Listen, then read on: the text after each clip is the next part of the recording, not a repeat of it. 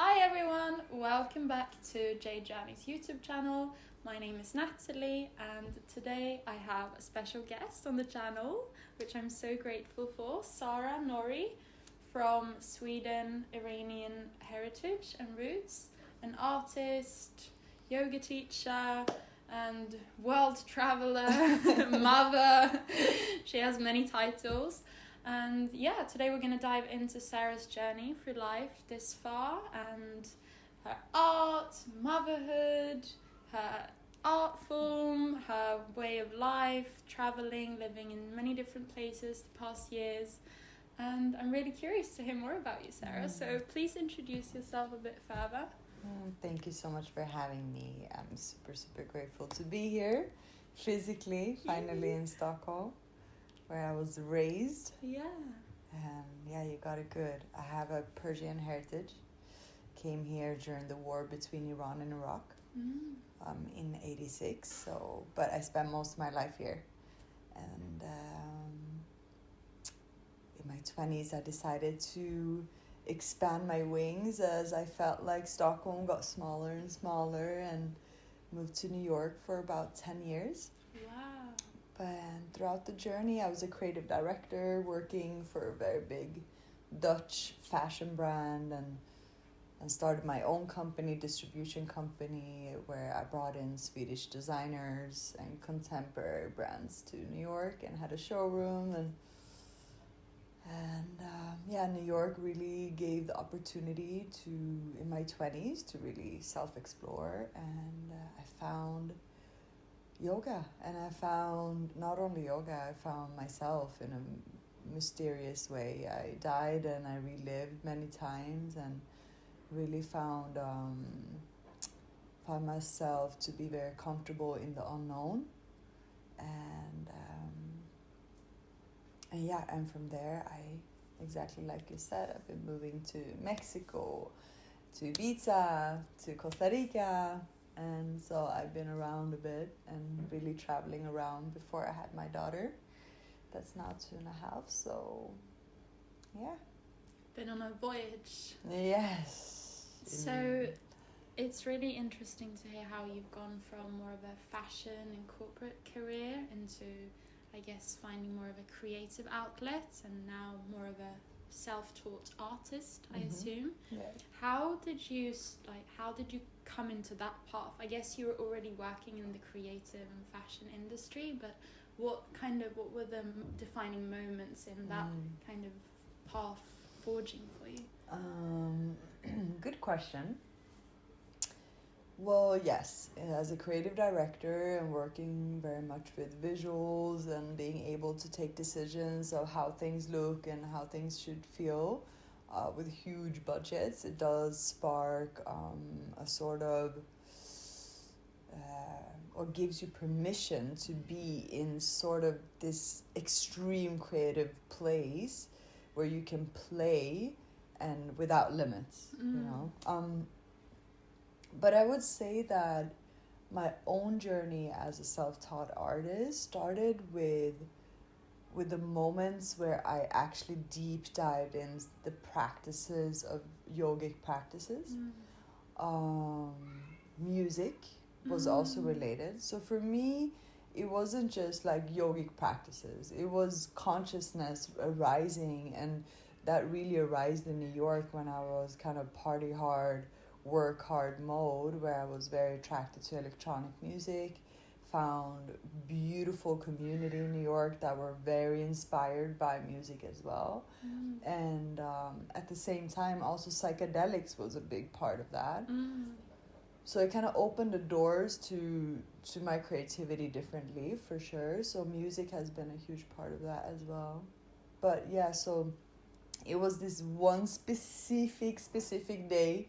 It was a daytime party, weird enough. We were raving at All Day I Dream and in New York. And I took 5 grams of mushroom. And that was not something I intended. It was not. And somehow I ended up being in a space. For those that don't know, that's a very high dosage. Yeah.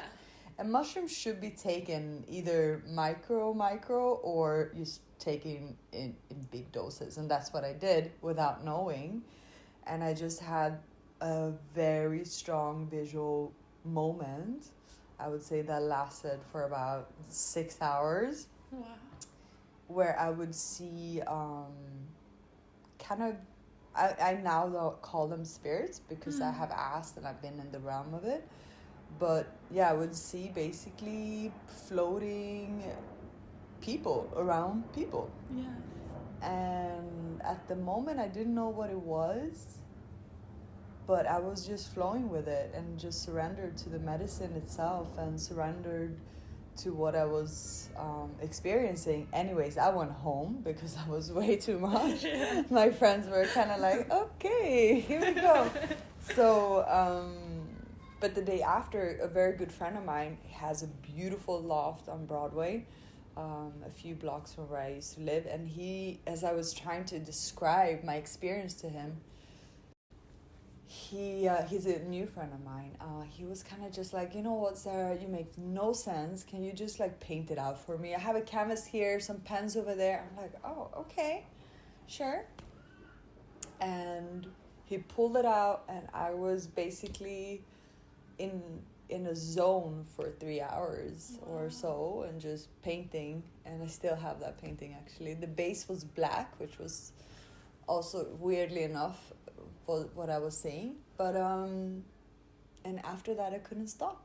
It was like I came into the office at the moment. I had a showroom, and I just was doing this dual thing. I was working as someone that would at that moment I was also, you know, when you run a company there's so much more than just creatives, but I was someone that would have models coming in and saying, oh, that doesn't fit you, next, that doesn't fit you, next. And then this complete other side of me that would go to yoga and have like sessions where I would draw all night, and being very much in contact with another realm, and that huge part of me that's always existed but maybe more suppressed.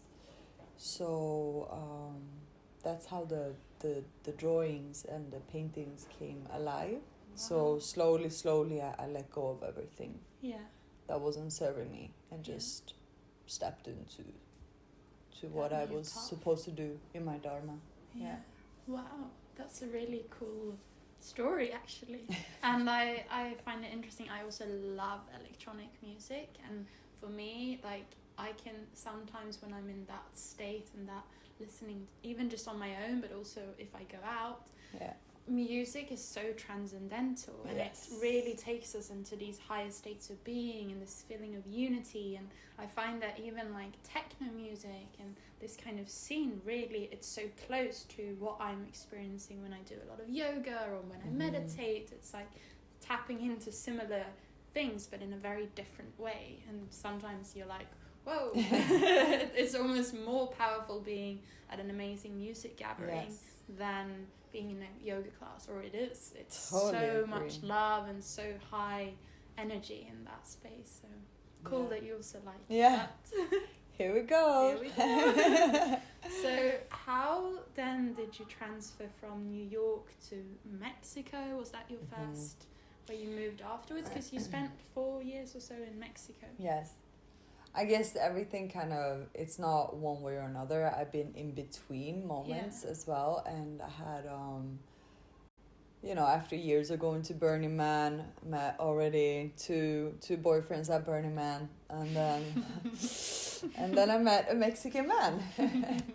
And he introduced me to Mexico. So I was living in between, and had the privilege, really an honor, to explore Mexico from its roots, from different places in Mexico, and then going back to New York, and kind of like more and more I was more in Mexico than I was in US, and fell in love with the different parts. It has so much to offer. It's absolutely incredible to explore Mexico, and I dedicated also a huge amount of time with community there, and medicine work, and sharing teachings as well.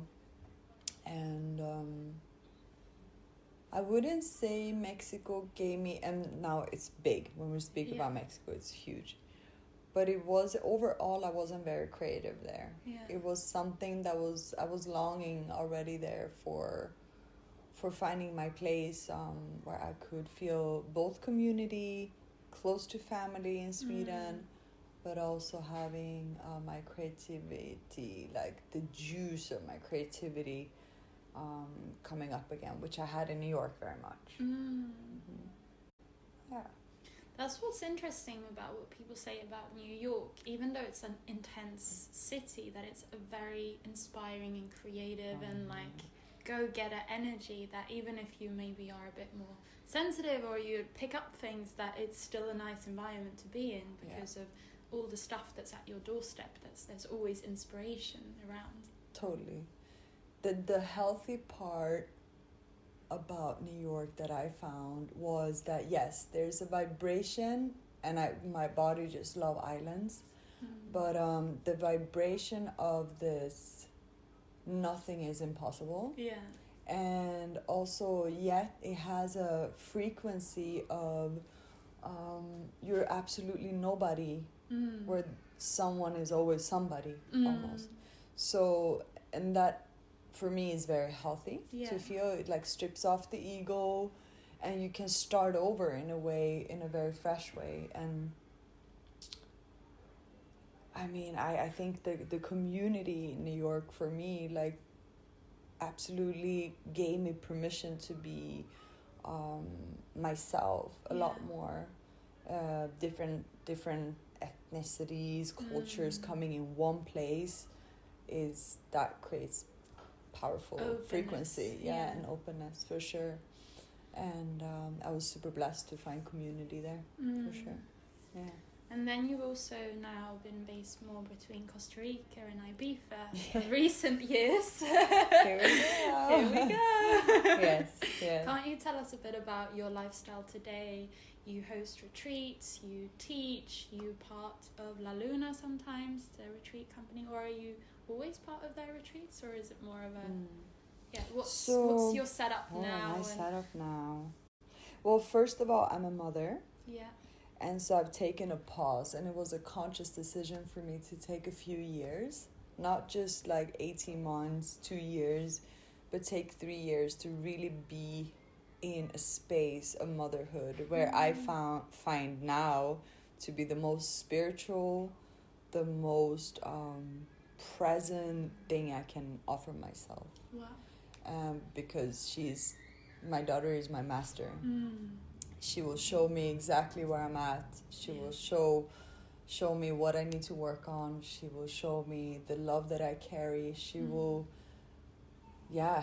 just everything. So that's for now where I'm at. But of course, I've been tapping into teaching again, and I've been very attracted to a few teachers throughout my years of practicing. So right now, I would say I do share the teachings in group settings, and slowly getting back to private mentorship, which I find very rewarding as well.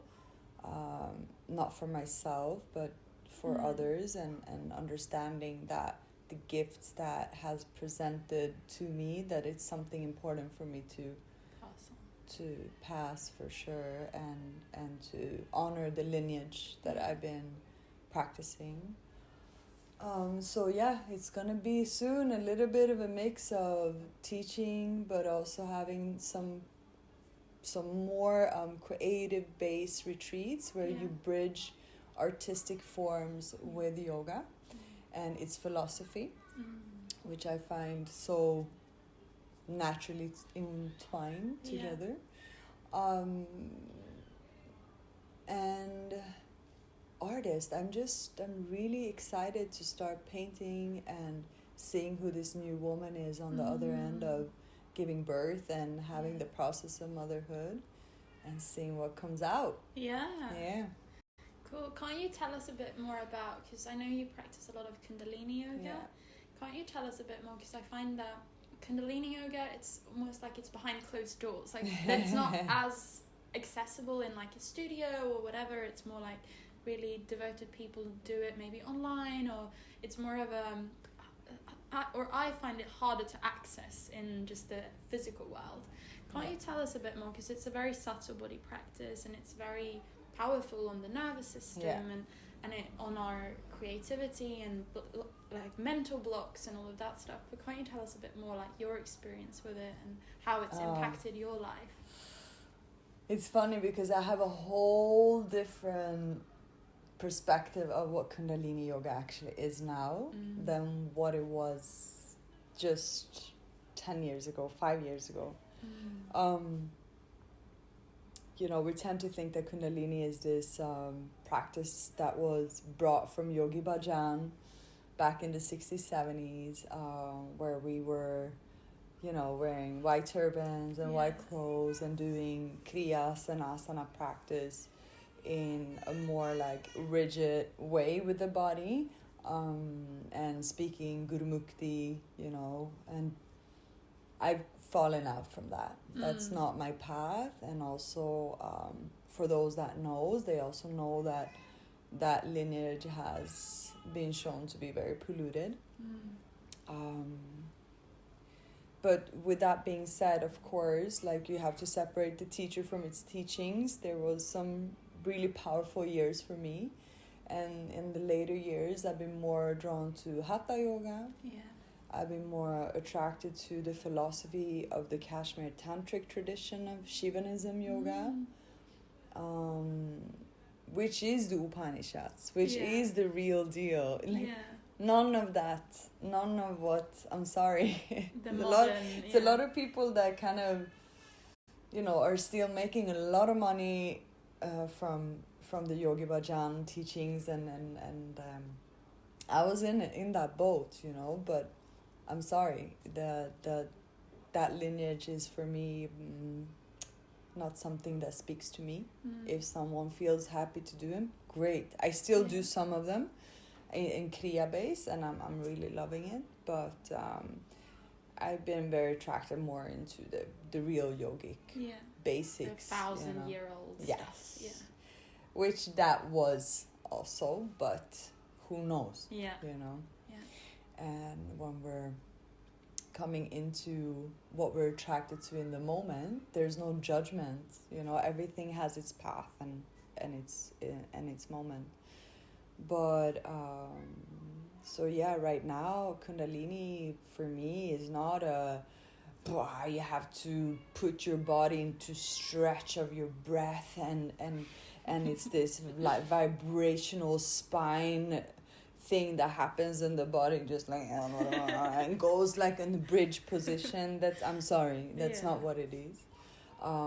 It's unfortunately a lot of, as I said, a lot of money behind that industry.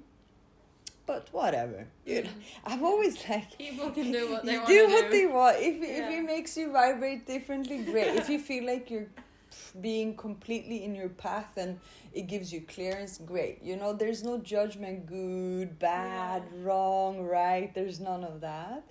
But I've been really more attracted, as I said, to the pure lineage. Like, let's go back to the books. Let's see what's written. Let's see where it comes from. And that I think was something that I've always kind of like blocked me from getting deeper into the yogic bhajan, Sikhism practice. It's not yoga for me. Yeah. But did that answer your question? I mean, I've been in that. I had all of that happening for me. Okay, cool. Well, I'm also curious because you mentioned motherhood, and I guess it's really beautiful to hear that you really...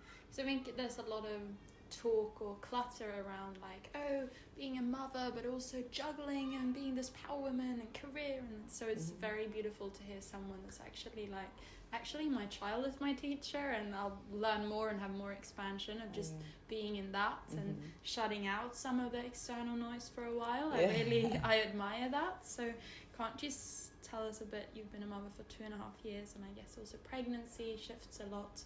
What are your what can you say already has changed or initiated or empowered, or like is there any big themes that have been life-changing apart from like the love and the connection that you feel? It feels like the most natural journey of my life.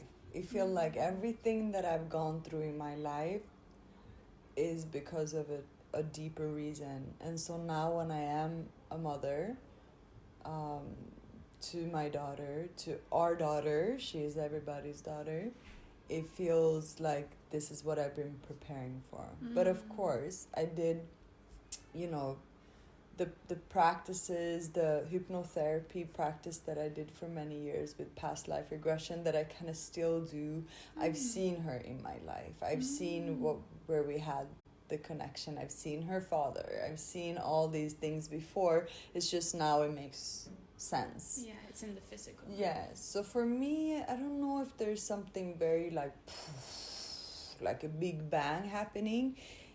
I'm mesmerized by the capacity of love that exists in us. And when we hear, first of all, that we are love and that's all what we are, the purest love that there is, this is for me it. This is for me it. And I don't think that I can even, it is a synchronicity. Like, I am supposed to be a mother now. 20 years ago it was different, Yeah. I wouldn't have had the same experience of consciousness. Yeah, it's an Or at least I expansion think. or evolution of Yeah, consciousness as the entire life is. Yeah. But Yeah. you mentioned the past life regression therapy, and that's actually funny because that was my doorway into the spiritual world. I went to this session in Bali with this woman because I was in a really like confused dark night of the soul space, and that session opened a new world to me. I didn't even know the world, like spiritual or past lives or anything. Yeah. So I know how transformative it can be. And I've had one other woman on the channel that also did this kind of hypnotherapy work. How would you say that that's impacted your path in life to kind of access all the planes and all the, if everything's happening instantaneous, but also a lot of other stuff and other lives, and I mean, Dolores Cannon and all these people talking about this, but... Yeah. I thank you for asking that question. There is a huge part of it's kind of comes back to what I was speaking about before. It's that I've always been the way that I am from the very beginning. Yeah. It's just that I'm remembering more of who I am. So, as you know, my father passed away when my mom was pregnant with me, which made me very connected to the ethers, earth, whatever you want to call it, in our universe. Life as a and death. whole. Yeah. So I believe that if you're not shut down of what it is that you're feeling, seeing, sensing as a child, you still have access to it. So I was privileged enough to have a mother that didn't shut down those access points for me.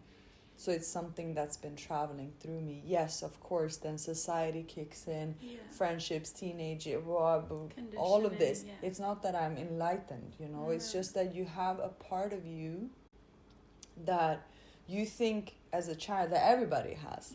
But then you grow up and you actually realize, no, that is kind of your thing. And your friend has another thing, Yeah. And that's what makes us absolutely unique and beautiful. But we are here at the same time to spread and share our power with each other.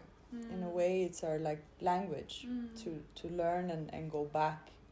So past life regression for me was not something that I was interested in. Yeah. It came through.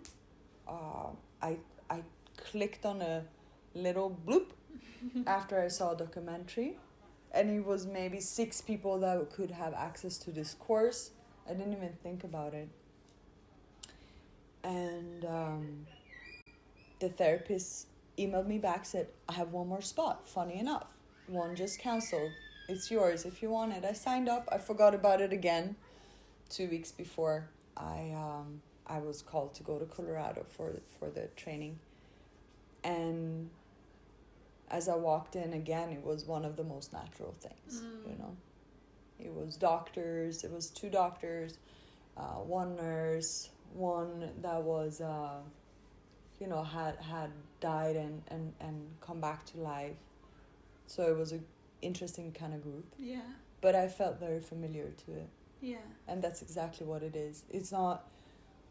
Yeah, I think that some things when you push them to yourself, great. Discipline is great to do something that you've never done. But when it comes to you naturally, you just follow the signs, it's there already. Yeah. Yeah. That's kind of when you just don't stand in your own way, like start to mentalize and analyze and think too much about it. It's like life will put you where you should be kind of thing. Hopefully. Good places. Yeah.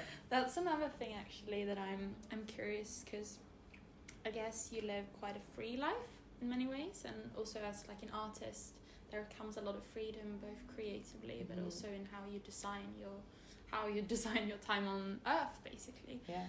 What's your relationship to freedom, and like what's that word? What does that mean for you? That's a very nice one. I often hear with people that crosses my path, wow, Sarah, like how are you so free?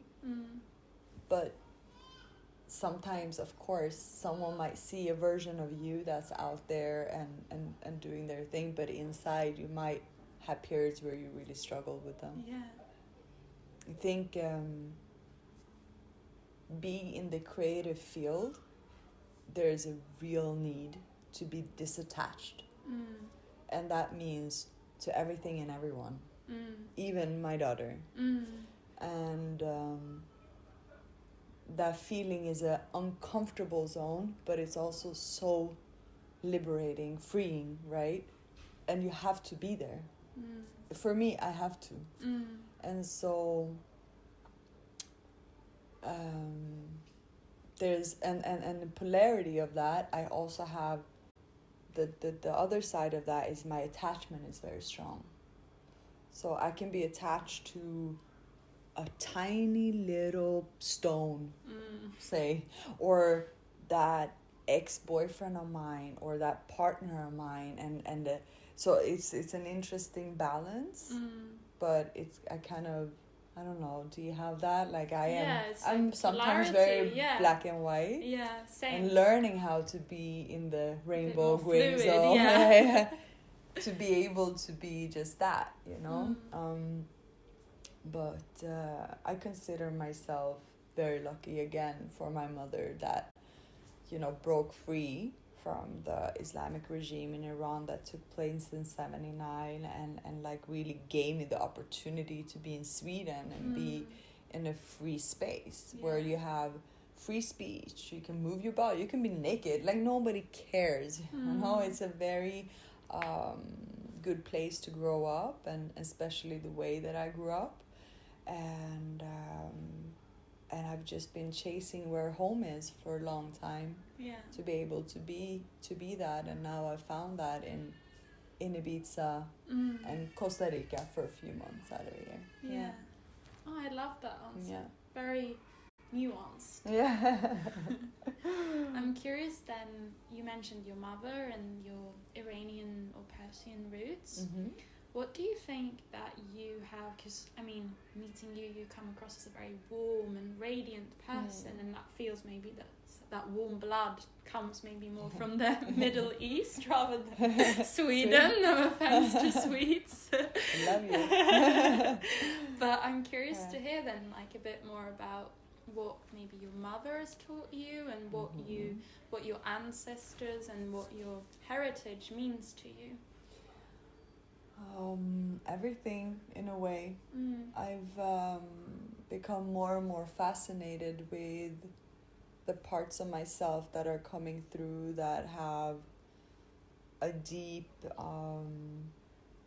resonating feeling to my roots. The language, the food is one thing, but just the mystery that comes in the Persian culture and traditions, it has enormous impact of who I am. I feel that the depth of who I am, I always see myself as two. It's like the woman in me, the motherly me, and the kid in me. And the child in me is very Swedish, say, you know?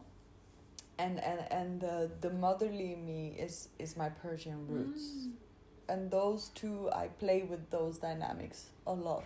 Even when I paint, I have the street art version of me, and I have the very like reflective, allowing part of me to be able to play in those two worlds.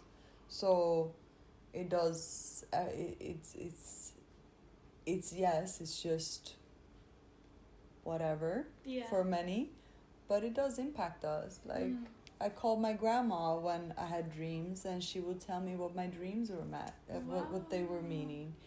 You know, in Sweden you don't really do that. You know, we are very spiritual, and we read poetry as a ceremonial practice. We have fires that goes on for thousands of years as a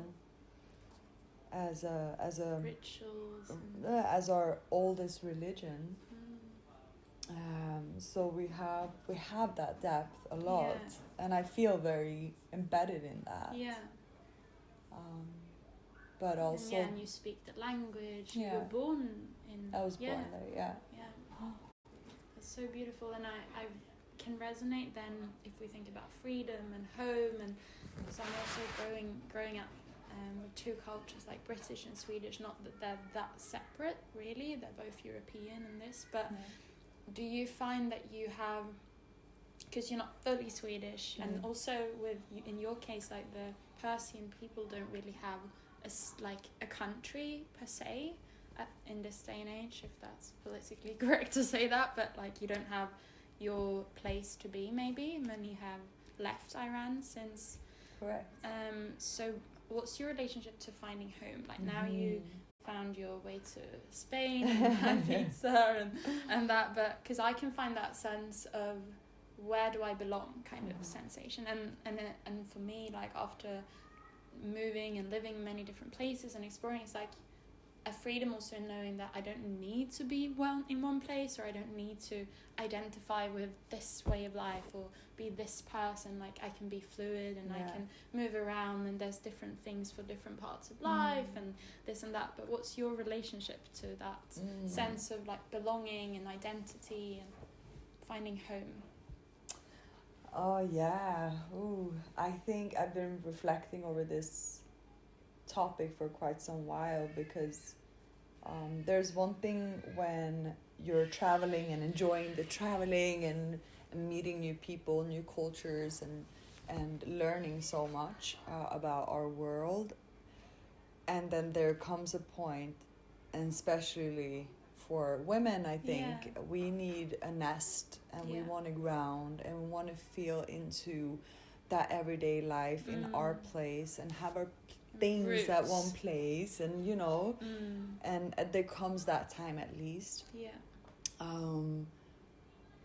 And to be raised in Sweden, I always felt that at the time, say, it was way too small for me. I was always looking different. I mean, now we have a very different immigration policy. Back then, I was basically alone with one other person that was looking different. Meaning in darker tones, right? And spoke a secondary language, or, you know, so, but now we have it differently. But back then it was like that. And in certain parts, we're still having it like that. But I did feel home. I never felt that it wasn't my home. But the culture around Sweden was harder for me to adapt to. You know, if you're someone that's hungry and want to achieve things, no, Sarah, you are working more than 40 hours. No, you can't work more than 40 hours, and Lina has to take your shift. You know, you're like, but I Yeah. want to make money and I want to get out there. I have wanna-" dreams. Yeah. They're like, that's not your place. So New York really spoke to me. Mm. And so it's been obviously a journey of living in all these countries, trying to find home. And I think that we're also right now in a time feeling the privilege that we have to be able to pick and choose is quite wild, right? You're like, do I want to have mountains or do I want to have lakes? Maybe waterfalls. You're like, okay. But it's a part of it, right? And when I stepped my feet in Ibiza, the first time, I was at the airport, imagine, where people are coming right out of Pacha, like completely demolished. They look like zombies. And then you have like a tourist family coming with their Nivea creams, you know. You have a complete different story in each corner of that airport. But when I put my feet on the land, there was a feeling of home. And that home, and that feeling of home grew. And I saw signs in the sky, like it's almost wild to look at these images, and I one day I will post them or like make something out of it. And the voices that I would hear and the feeling of being in a womb again, like I really felt like I was in the deepest motherly energy of my life. And after that I did many journeys, but that's where I wanted to end up. And that's where I am right now. And it's just, I tried Mallorca, even the island so close, and no, it did not work. And then I'm like, okay, let's give it a shot. With the privilege of having a supportive partner, the father of my daughter, that could give me that choice as well. I have to say, it's not just my choice. It's the people around you that sees that and gives you the opportunity. This is where you thrive. Yes, and so that's very nice to feel. I love that for you. You're going back after this visit in Sweden, I assume. Yeah. Back. Cool. Well, I guess another interest of mine and also a theme in this channel is like alternative medicine, holistic health, and like well-being through these modalities, and it could be yoga and all the different things. I'm curious to hear your favorite like practices, or if there's some herb that you like, or what's your approach to like taking care of yourself, well-being and health from like on a deeper level, not only like I take these supplements, but commercial. Exactly.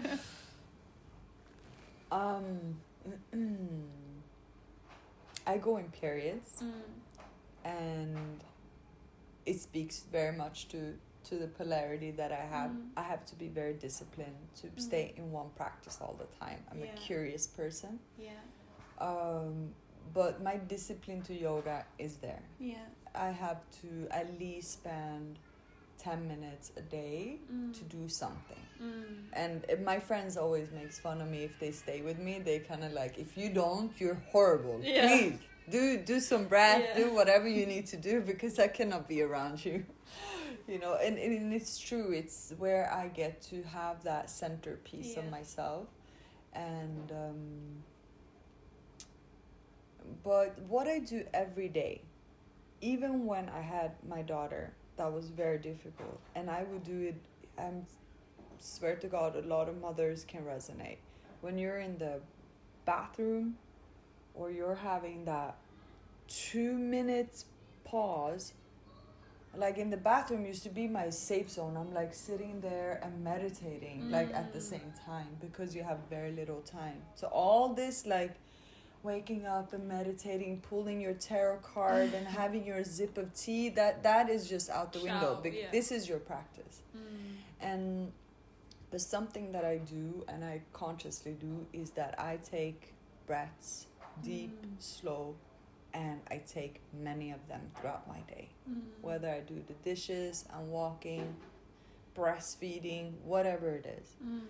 And then I try to think of 2 things, maybe 3, but usually I think about something that really is working in my life. What is really functioning? We often take a look at what is not working and we give it permission to have space. But I've been kind of playing right now much more this past 5-6 years on what is working, what is there, what is flowing, and giving my body that language of, okay, so where is that reflected in my body? Oh, this is working, this is feeling good. And it's very good for someone like me. Now, you have periods where you go in deep and you go into the core of the depth of the darkness that you need to, but there is always something there to be grateful for. So what's working in my life? The second part is that I try to see if there's a part of me that needs nurturing. So I asked my body again, like, what is my body needing? What color of food am I attracted to throughout my day? Okay, it's orange, perfect. Let me try to find something in orange, papaya, orange, or whatever it is. So trying to like really understand that the wisdom of my body has a place. And then so then there's periods where I do cleansing. There's periods where I'm completely attracted to something, a color, or an herb. Right now I'm super attracted to tulsi and rose, which brings that calming effect to my nervous system. But also I stopped breastfeeding now, so 2.5 years my tits are like exhausted. So I need some rose for the feminine that brings the heritage of my Persian side. It makes me feel a little bit home, and tulsi gives me the calm. Beautiful. So I used to have like Anima Mundi's like rose petal tea. I love that. Like it turns this beautiful pink color. So like a hug. Yes, I love beautiful. That. Is there any other, like, I guess from your mother or your mother line or any practices? So it feels like Persian women are so in touch with their femininity and like taking care of themselves, having long, lush hair, you know. I just took a shower for you. You it got feels lucky. like, you know, you have like a bit of that nurture, and you mentioned like the inner mother within you is more towards that side. I think when I think of, say, my mother, I think of dance.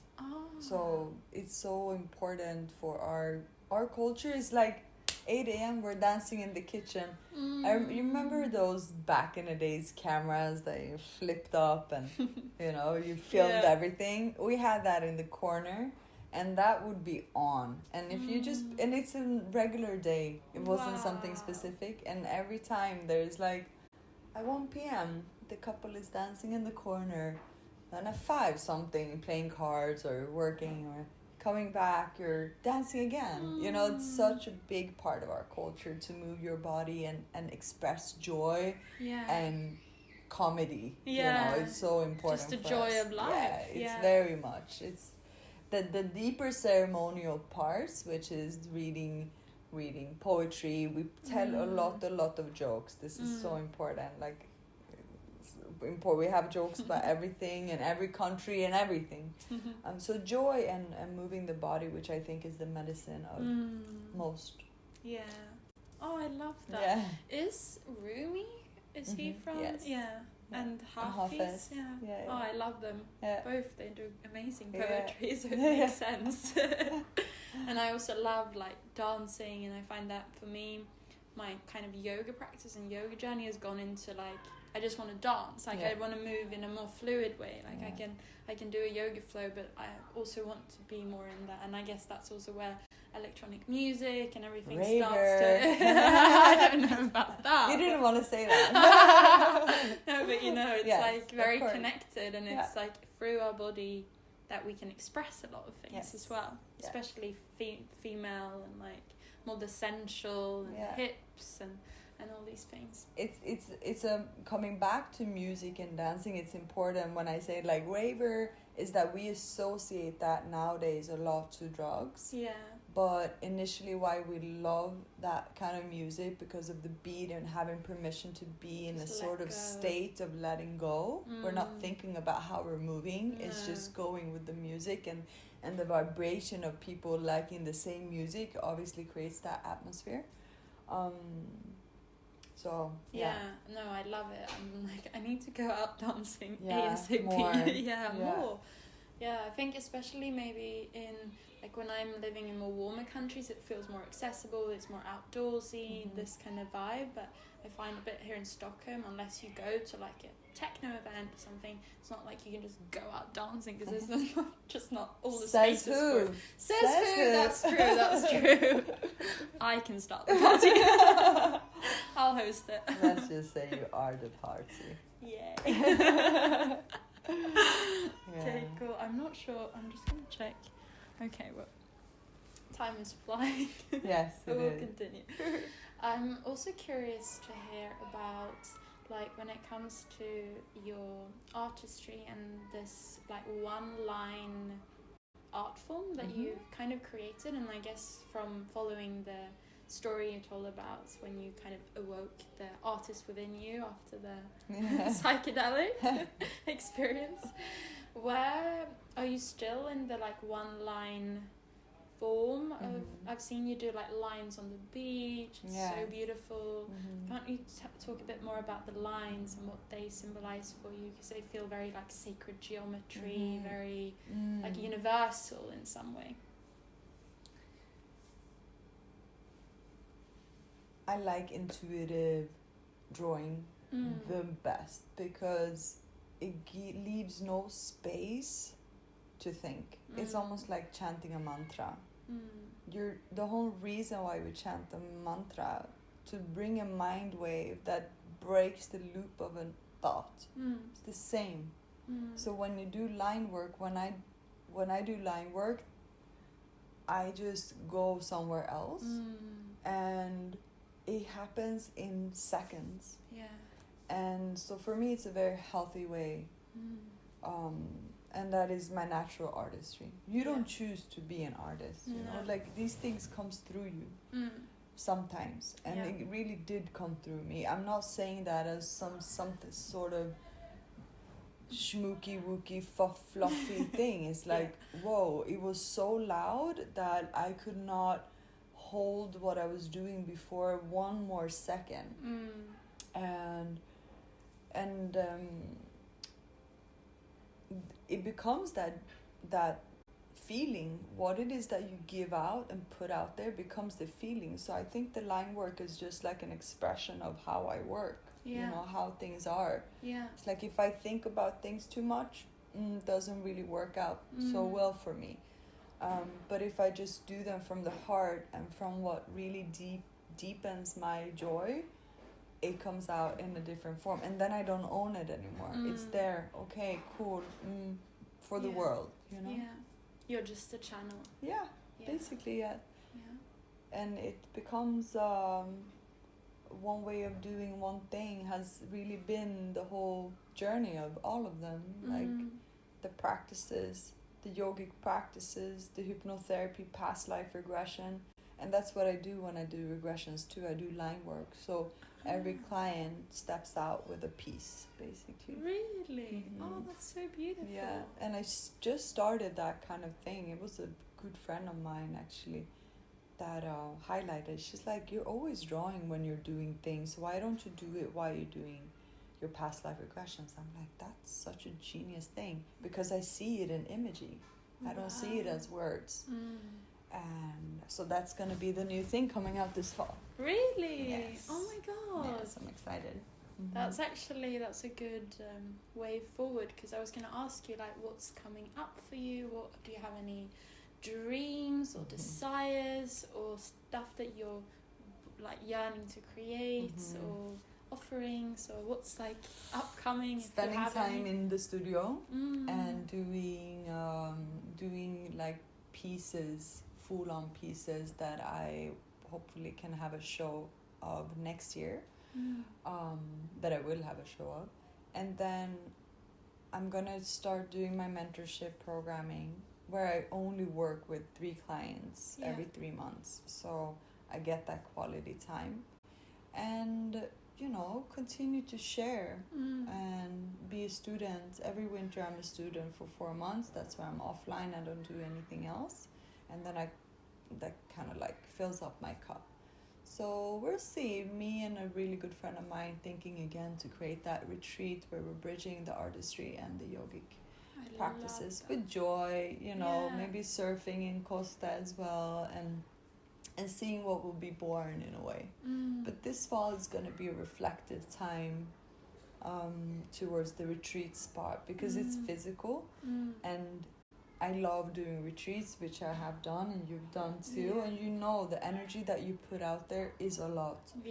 And I now want to do smaller groups. From doing like huge 30 people, 40 people groups, I want to get smaller and smaller and work way more immediate, to really be able to create that shift. It's not just to hold something where I put you out in the world. No, I will hold you accountable. I'm gonna check up on you and make sure that you're good, you know, that you're following your heart. And it might change your desires, your goals, your manifestation, but let's be on it, you know. And make you don't it have more that much time. What's like in terms of, I guess, advice for younger people, younger women, or just life advice, I guess, or insights that you've had from your life so far in terms of, I guess the big picture as well, that you would like to pass on to people? Like, what's one of the main like messages that you feel like sharing? Right now, it's been a moment to really...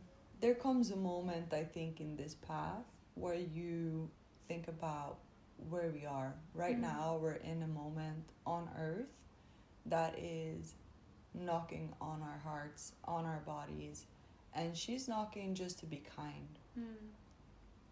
And for me, I think a real spiritual practice is not to just share with people. Yes, maybe that's a part of your dharma for some time, but at some point we're not silent anymore. We are also activists.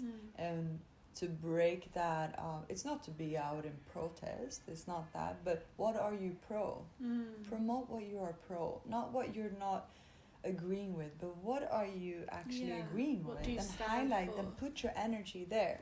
So for me, it's been a lot about finding creative solutions and being a part of something. Now, what that's going to be, I don't know, but hopefully we can start to create that active pulsation, prayers, circles, but active ones, where we actually put something down and make a difference, and it starts within the community.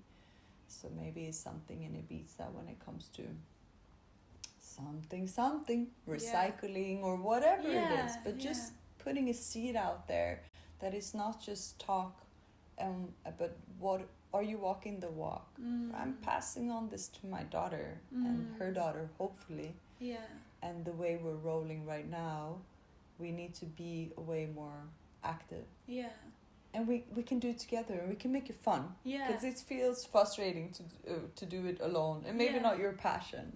But if you're doing it together, it can create something really beautiful and intentional with so much love and passion. I'm excited about that. Actually. I love that sharing. I think that it's like that quote goes like, if you don't underestimate the power of a small group to change the world, because in fact it's the only thing that ever has. And when we channel like the energy, intention, creation into something, it can really grow and nurture into something really beautiful. But we just need a few people to come around like in vision or whatever. And I love, as you say, also doing it practically as well, not only like being against something or this is not how we want to have, like, okay, show us the way, like have something that you stand for, be vocal about something. It doesn't have to be like to save the world, it can be sort up the plastic on the local beach. Totally. Which is a huge thing by itself, right? Well, that was really beautiful, and I guess just as like a departing word, because we talked a bit about motherhood, and I just find that you are a very conscious mother towards your daughter. What would you like? What world would you like her to grow up in, or like what values are you trying to pass down to her? What's your? Because I guess through our children, it's a bit of our legacy and what we leave the world when we pass away or leave the physical. What's like your ambition? Because it feels like you do put a lot of energy into your motherhood. So I get teary. I like her to grow up in a world where her emotions are allowed, where she can express and where she can feel heard and seen, right? In a world where adults are also very familiar with their childlike being, that we can smile to each other and just, it's almost like a little like kids book where it's not just the fluffiness of everything, but that there's a real truth to things. Hopefully a place where she can bike in the city and be safe, and her environment, I mean, she's only in nature most of the time, but she loves the city, so I want her to be around nature and clean water and clean air, and just that alone gives a lot. And then everything else, great. But if she has some sort of feeling that she is powerful, that she's valid, that her voice matters, that's amazing. That's all. Oh, that's so beautiful. I also like No, it's special. It's very, very special.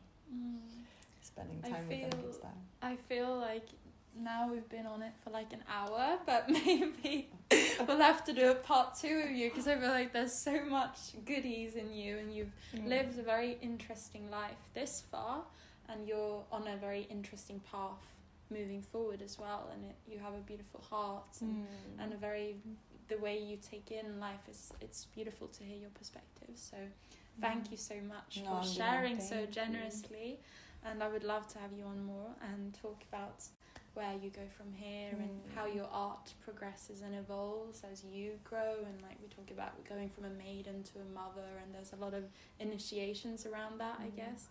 So I guess we'll call it a day for today, but we'll be back again in the future, and it's my pleasure, and I'm very grateful. My pleasure. Thank you for doing this nurturing work. It really brings a little bit more light into the people's hearts. So thank you for watching. Thank you everyone for tuning in, and thank you for the podcast listeners. Like multi-channel now. Thank you. We'll be back in the future, sending you lots of love and blessings. Yes. Ciao. Ciao.